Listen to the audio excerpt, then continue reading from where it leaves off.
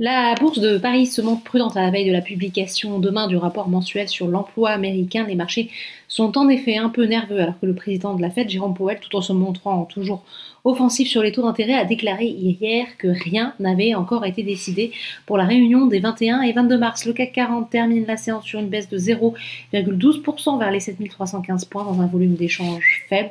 Moins de 3 milliards d'euros échangés ce soir à la clôture. Du côté des valeurs, Thales gagne 2,85%. Les investisseurs reviennent sur la valeur alors que Citi a relevé son objectif de cours sur le groupe de 147 à 156 euros tout en maintenant sa recommandation à achat.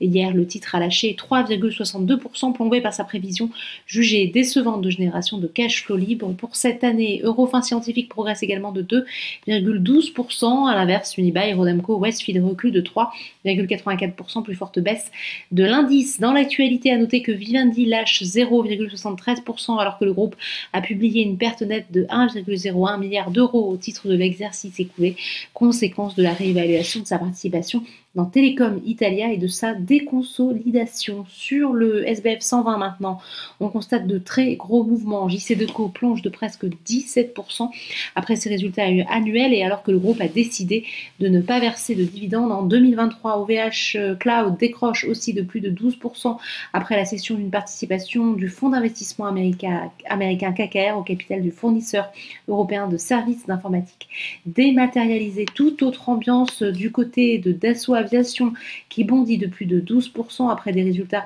meilleurs que prévus en 2022. Le groupe a en effet dégagé un résultat net ajusté de 830 millions d'euros l'an dernier contre 673,5 millions anticipés. Enfin, outre-Atlantique, les indices de la bourse de New York évoluent pour le moment en petite hausse dans l'attente des chiffres de l'emploi publiés demain. Voilà, c'est tout pour ce soir, mais n'oubliez pas, toute l'actualité économique et financière est sur Boursorama.